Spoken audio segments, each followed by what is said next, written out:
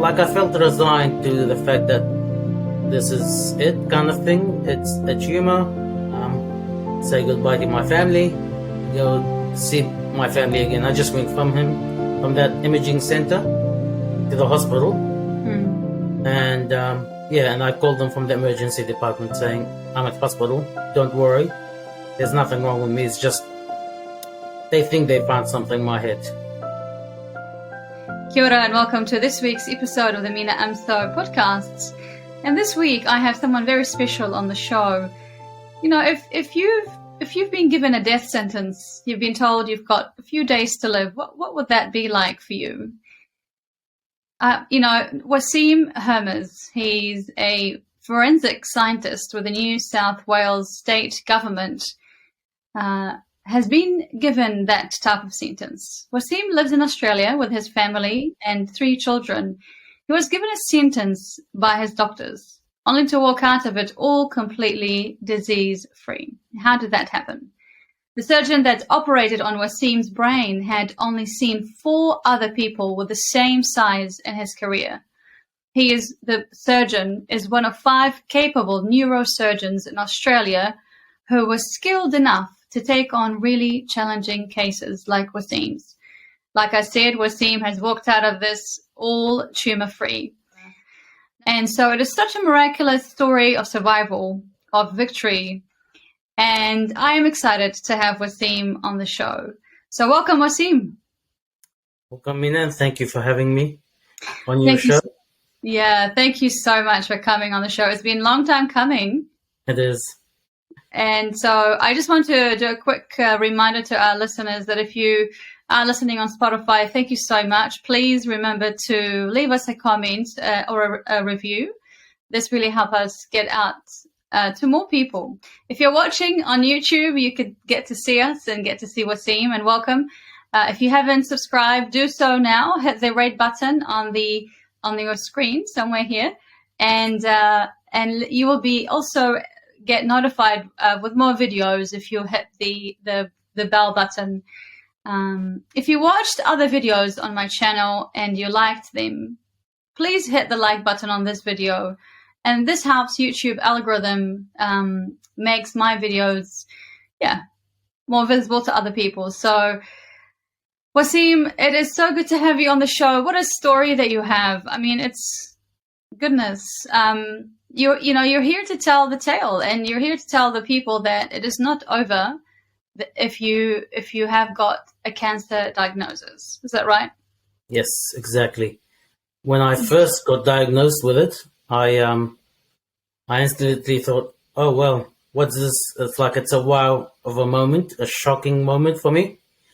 But I almost went through all the stages of thinking about what is this happening to me, to being resigned to it, that it's cancer, that's it. Doesn't matter. We can go through it. I can go through it. And I have the help of my faith that helped me with the cross of Jesus. And he's the one that carried me through this whole experience throughout last year, and carried my family even more so. So it's just something that was shocking to us and to myself. Out of nowhere, I go do this test and it comes back with, oh, we need to go to emergency right now. Don't delay. When I got to emergency, they said, oh, you've got a huge brain tumor. Yeah. And I was going to say, it was a diagnosis of a brain tumor with a really large size, the size of 2 large peaches. Yes. Yeah. Can you describe how big that is?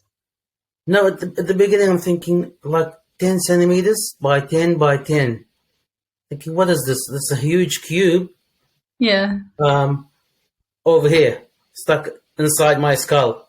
Yeah. And how did I not notice it, or how did I not have any symptoms from it? Mm. I mean, there were symptoms, but not for me to think, oh, there's a tumor inside my head. Did you have any symptoms at the start?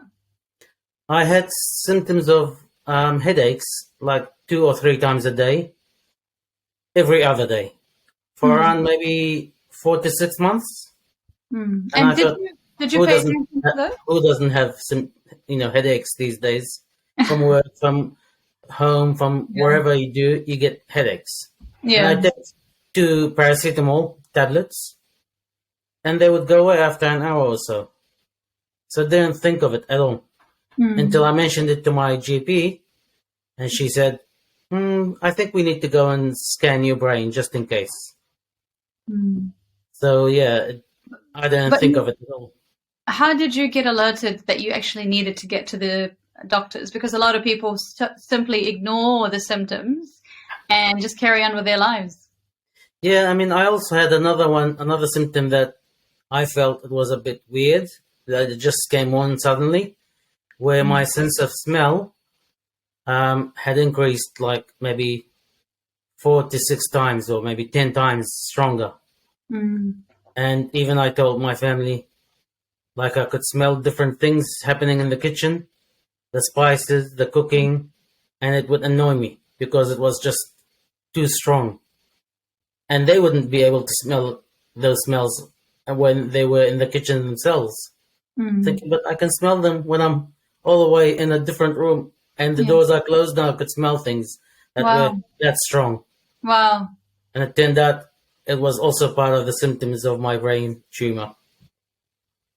And so at some point what happened that really made you think, gosh, I need to get to the doctors? Yeah, I didn't connect those two until I one day was at work, left Mm. work, and started to fall down to the ground, like as I was walking to my car.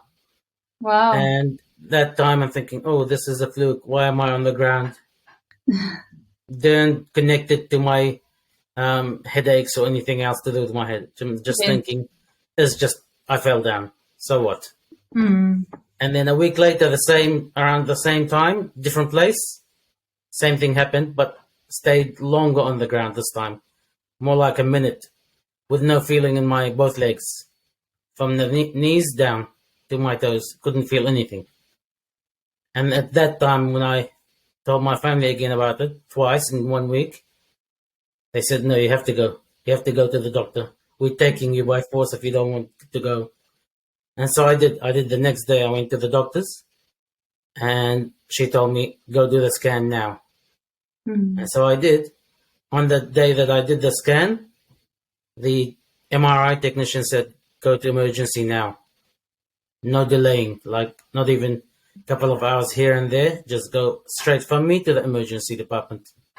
So it must have been a real big deal And having. and that was the time I said to him, "Why? Like, can you show me what you've found?" He said, "I can't tell you. I'm not the doctor. But when you go to the emergency department of the hospital, Mm. they'll get the report when you get there." And I saw it on the computer on his screen, where it's the skull is like around ish Mm. skull, and it was a third of it was taken up by this different colored tissue and different shaped. And I said, "Oh," in my gut feeling, I knew it was like, "Oh, this is it. This is a tumor. Nothing. There isn't anything that looks like that. It could be a tumor." Mm. And I wasn't even going, "Oh, maybe it is, maybe it isn't." I just said, "It is a tumor." Mm. I even told him, asked him, "Is it a brain tumor?" He said, "I can't tell you, but it's the biggest I've seen. I haven't seen something like this." Wow. So yeah, Wow. and straight to the And hospital. what was going through your mind at the time? Like I felt resigned to the fact that this is it, kind of thing. It's a tumor. Mm. Say goodbye to my family and off to the hospital. But I didn't even get to go see my family again. I just went from that imaging center to the hospital. Mm. And and I called them from the emergency department saying, "I'm at hospital. Don't worry. There's nothing wrong with me. It's just they think they found something in my head." I don't know Did, what alarmed them. did you think that you were going to die? Well, I mean, I guess so, since it's a tumor and it's brain cancer. Mm. I wasn't thinking that I was going to survive it. Did And you then, did you think that you didn't have a lot of chances to make it through? yeah, I mean, I read about it afterwards, while I was in the emergency on my phone to read up about brain cancers and survival rates and things like that. And like they didn't tell me that it's going to be a thing that you'll survive,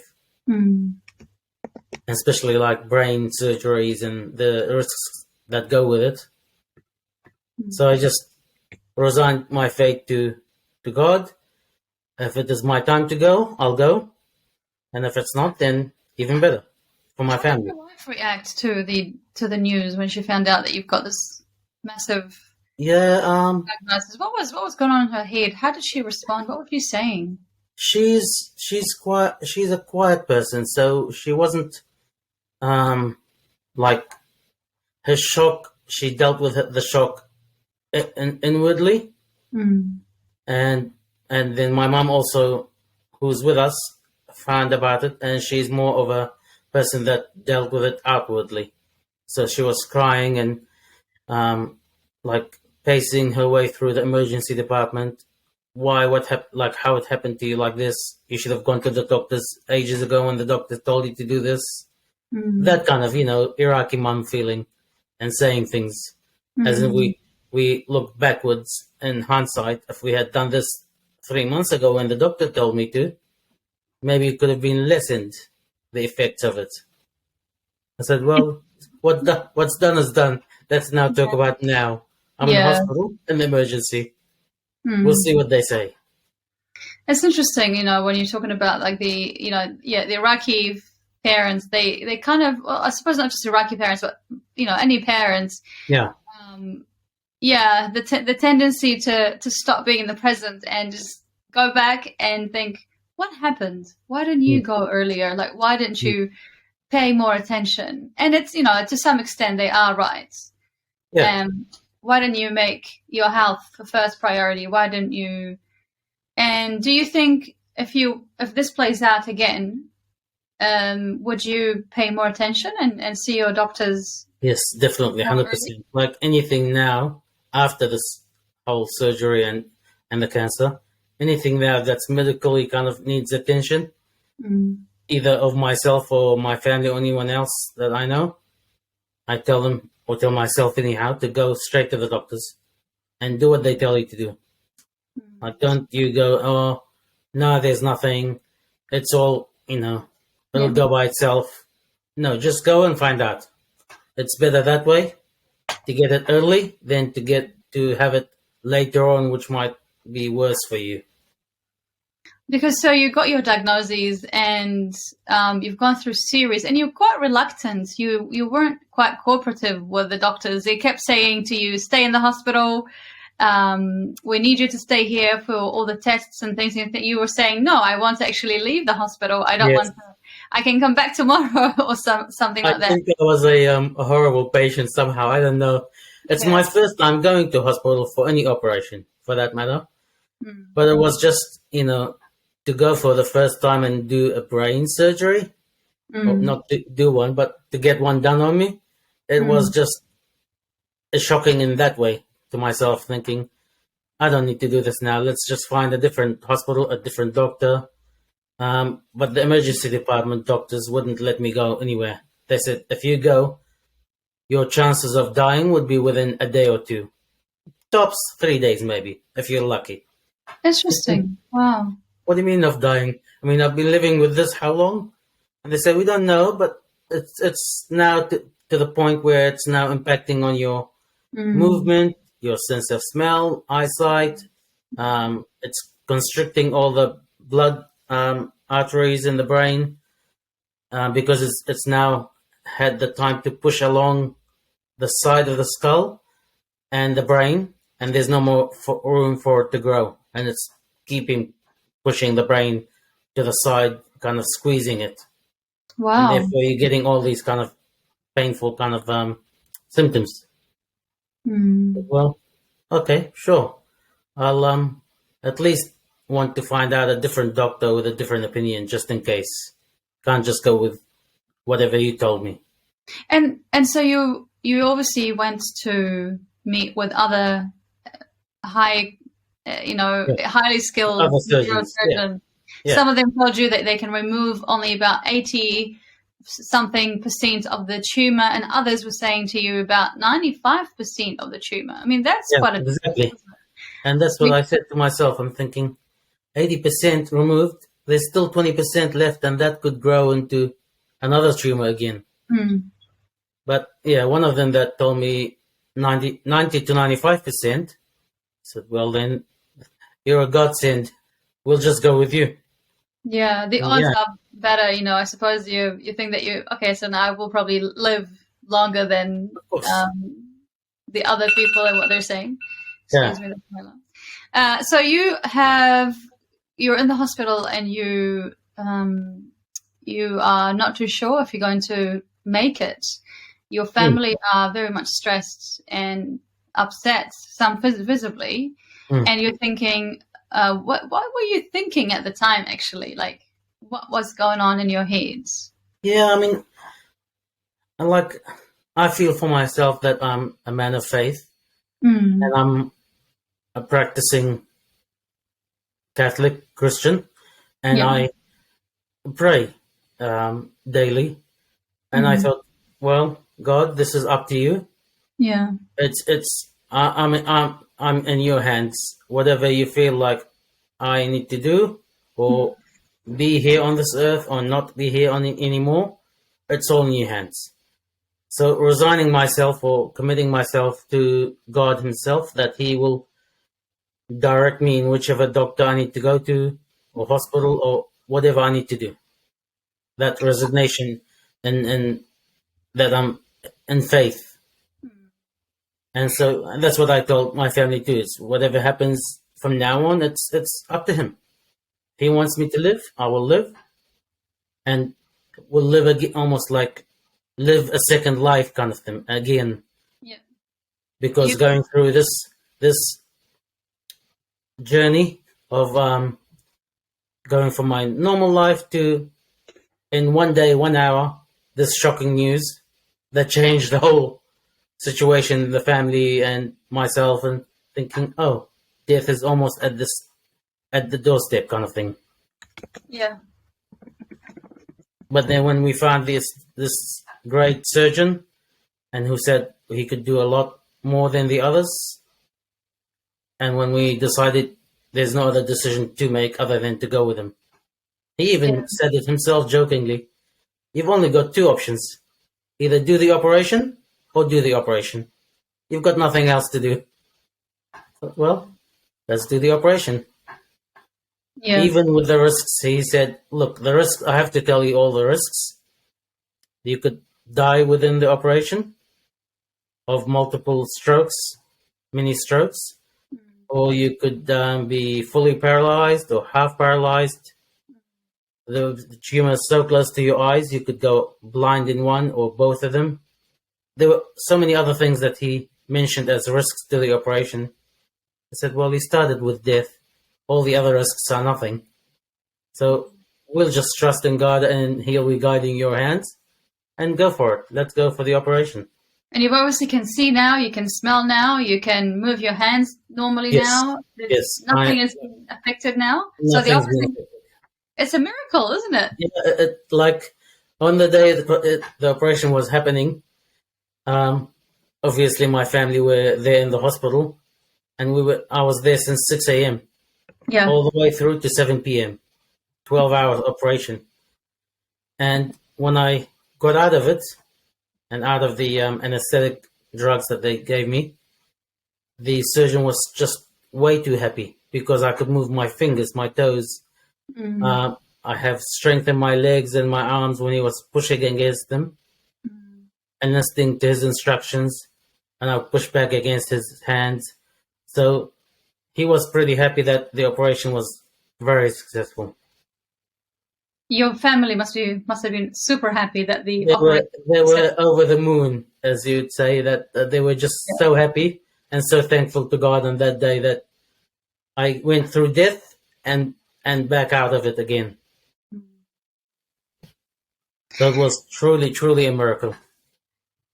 You have got 3 children, and how did that all play out for your kids? At the start, we didn't want to alarm them, as like the oldest was 11 years old, and the youngest was 4, or just around 4.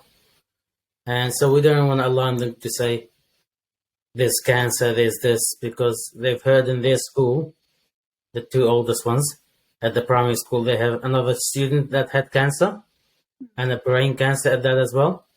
And she was out of school for a whole year, having all these operations and chemo and everything.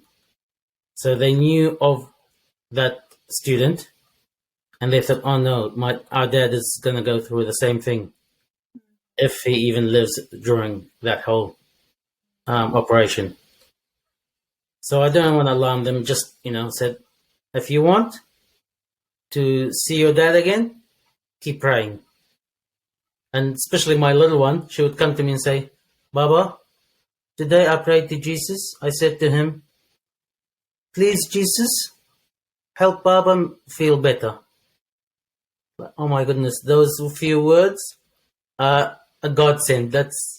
There's no other words that I could say to pray like her, and in those 4 or 5 words that she'd say. And like with her whole face going like this, sad kind of face, upset.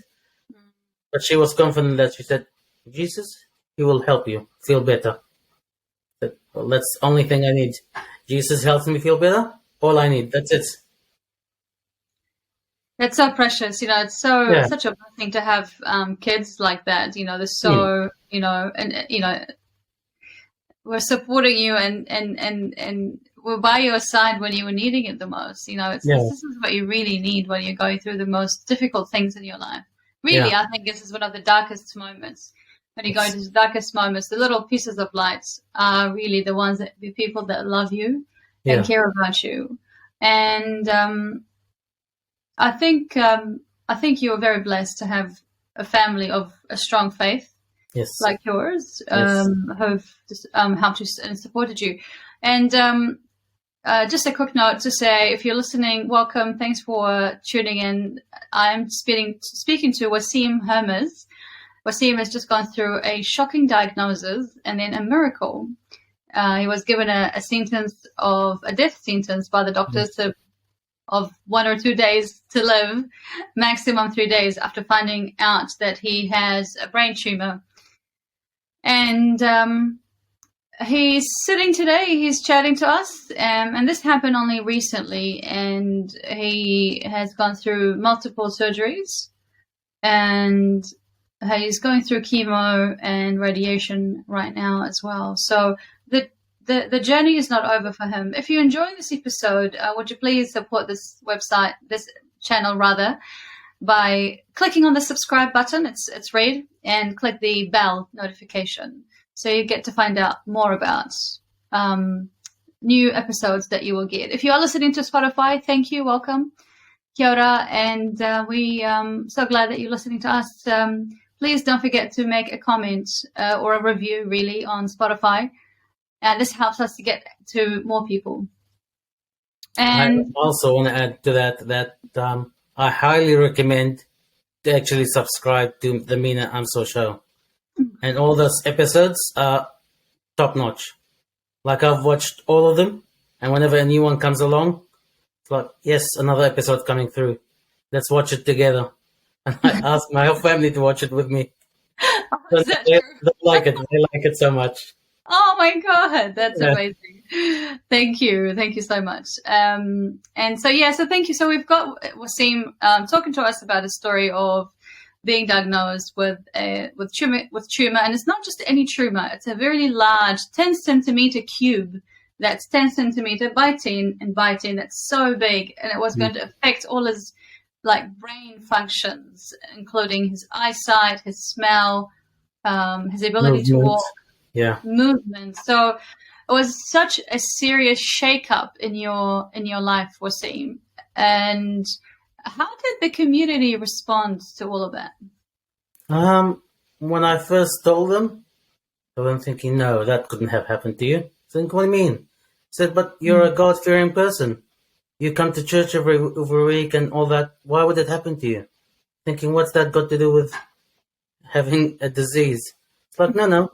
A disease is like, it's the wrath of God on people that are bad or something like that. Thinking, no, no, no, that's not how it works. And I told him, like, anybody could have a disease, and it's got nothing to do with God punishing you. It's a natural form of being a human being. You'll be sick, you'll have diseases, or you have operations. God is the one who's giving you good things, not bad things.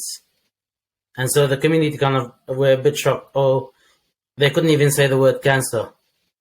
Like, they would say the word, I mean, in Arabic, we call it the al-marad al-khabith, the like the worst disease. Or The that cunning, kind of, the cunning disease, I think. yeah, like the cunning disease. And it's like, but no, just call it by its name. Like, even calling it by its name, it's giving you a death sentence in itself by the community. It's, oh, I have cancer, and this, oh, I pity you. When are you going to be? When is the day that you're going to be dying? Like, no, I'm not dying. I'm just being treated with this, and it's, God willing, I'll be alive after the treatments. Like, don't worry or don't pity me. There's nothing to pity. It's another disease that we have. But yeah, it immediately goes to, oh, poor person, poor Waseem, he's gonna die, and his family will have no one to look after them or whatever. And so some people don't even say that they have this. After I got my diagnosis, I heard of 12 other people that I know of that have this or have cancer of any sort. And the list keeps growing. Every couple of weeks, I hear someone. But before, they would say, no, don't tell anybody. Just, we are telling you because you've had it before.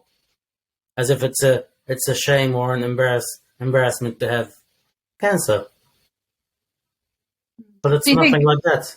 Do you think the way that, which culture are you speaking about this specifically? Like, any culture or a specific? I come from an Iraqi culture, from Chaldean/Assyrian, but it's also to do with the Arabic culture too. People from the Middle East usually think that diseases are wrath of God. If you've been sinful, if you've been not a good person, then you'll be struck down with a disease of some sort.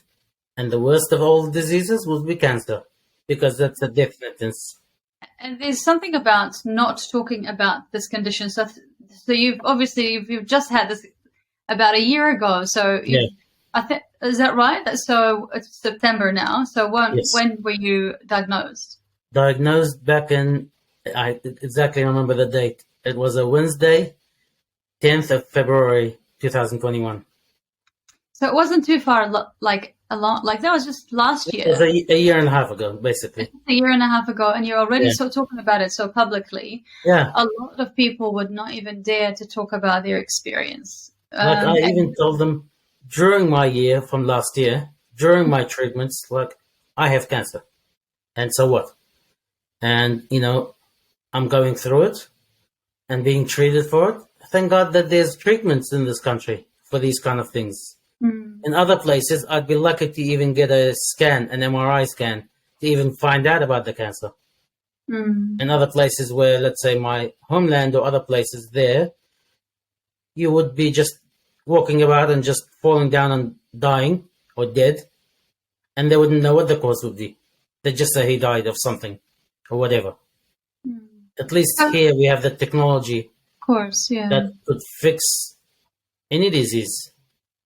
Really? So you think that Arabic culture or Iraqi culture avoids talking about these things? Yes, I think so. I even heard of one person that I know. He said to me, "What's your surgeon's name? I want to find out the details of that surgeon." I said, "Okay, I can give them to you. Is there anything of concern?" He said, "Oh, no. I just want to know his details." I said, "Well, tell me. I've been through this." He said, "Yeah, it's about my sister who's had cancer again, like a recurrent cancer, and we want to find out a good surgeon. And since you've been through it, maybe we can go to your surgeon instead." I said, "Sure, why not?" And he said to me, "But don't tell anybody, please. We don't want anyone to find out she's got cancer again." And but there's nothing wrong with it. And he still admittedly said, "Don't mention it to anybody." So, Why all do you right, think that is? I'll just take her name so that we can pray for her. So why do you think that is? Why do you why the secrecy about I don't these? know. It's like they're afraid, or they think we've done something wrong, like I said before, and they think it's a punishment. I'm thinking it's not a punishment. I mean, I couldn't tell him that it's not a punishment. He was also someone who would go to church, but it's how the way maybe they were brought up, or they thinking this way. Not sure, but it's since that person and then other people have had the same thing.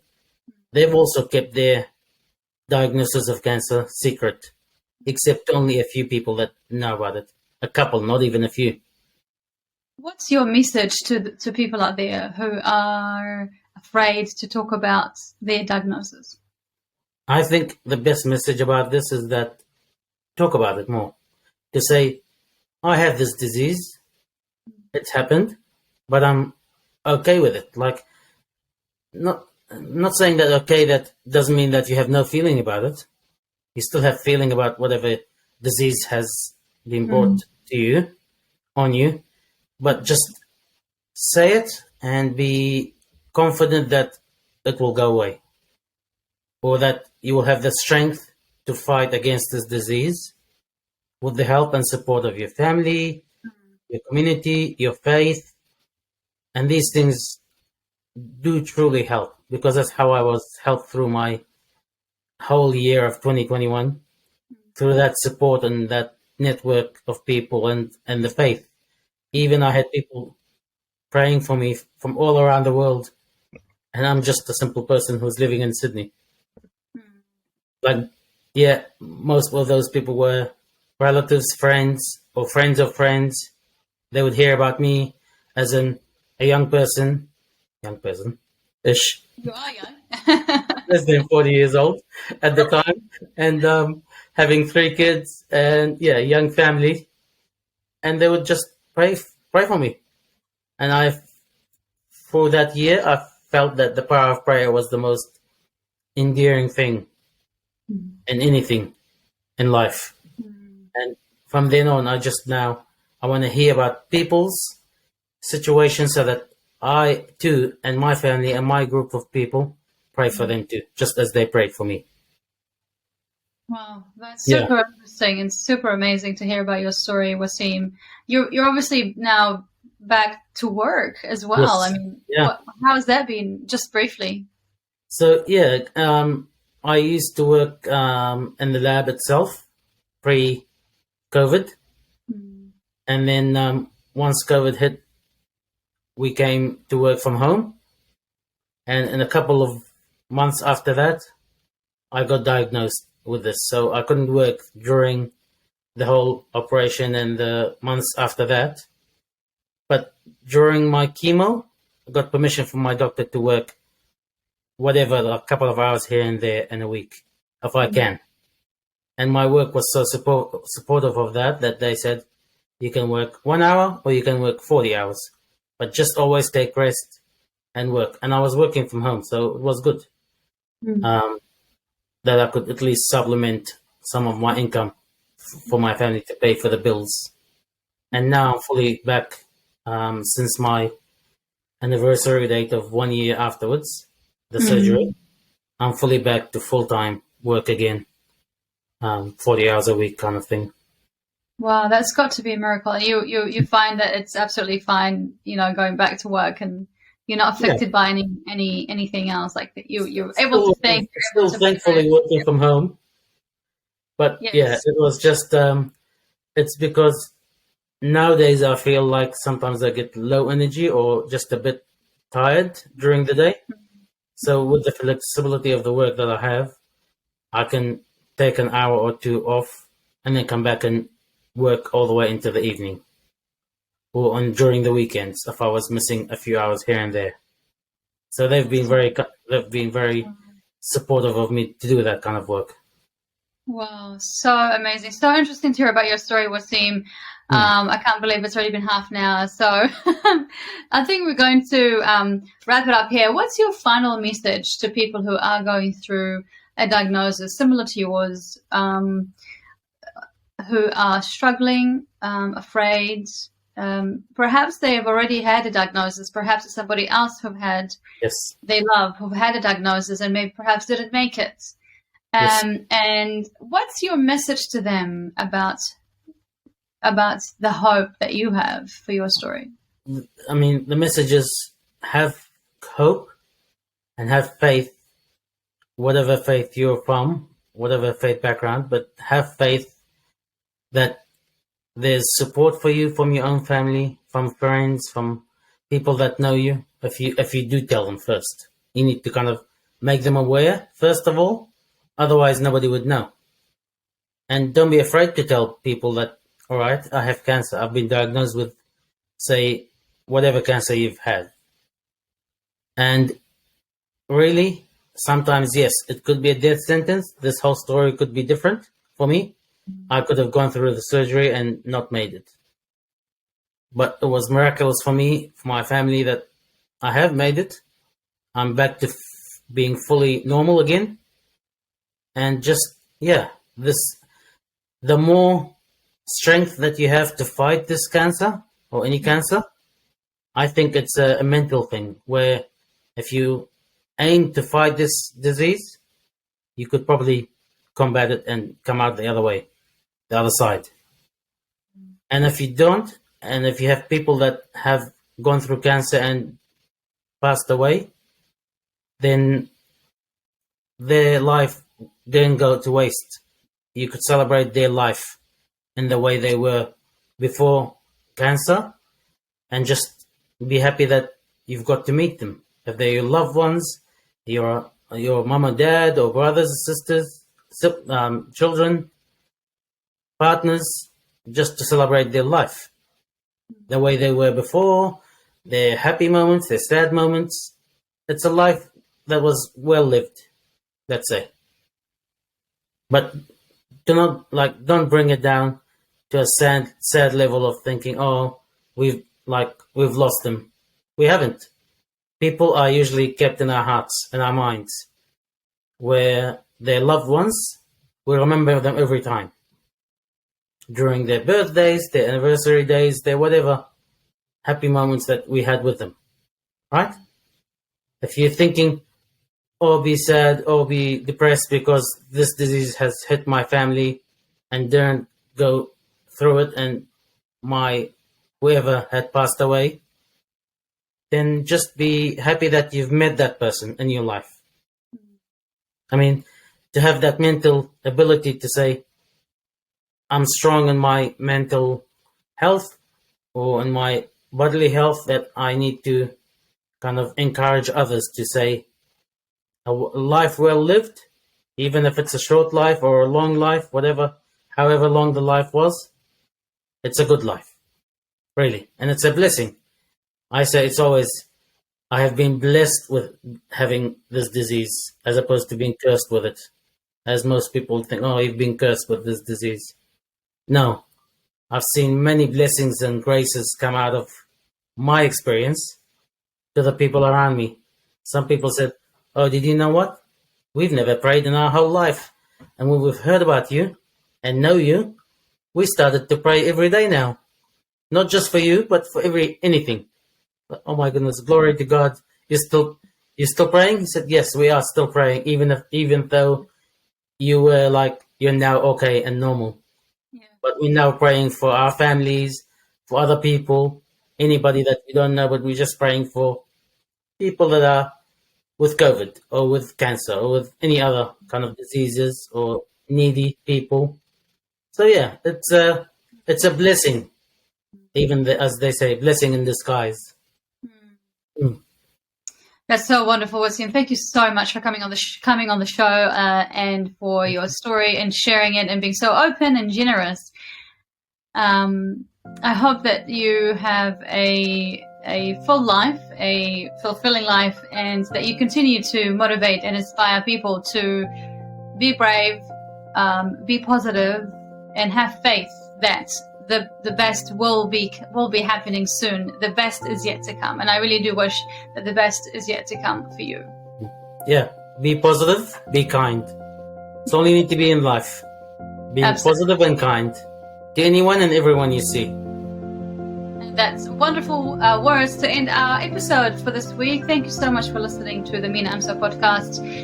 If you haven't done so already, if you're watching on YouTube, please subscribe to this channel. It's the red button in the comments area, description area. If you would like to like this video because you enjoyed this, conversation, and you found value out of this, and you really found great support from this story of Waseem. So please like this episode, show us a thumbs up, and let us know that you've subscribed. And if you have any questions, please comment below, and we can respond to your questions. We can get Waseem to answer you. If you want to be notified of any future videos, click the bell button. If you're listening on Spotify, thank you so much. Please leave a review if you want to, if you really enjoyed this episode. But thank you for tuning in. Thank you for all your watching and support throughout. And yeah, until next week, ka kite. Ka pai, Mina.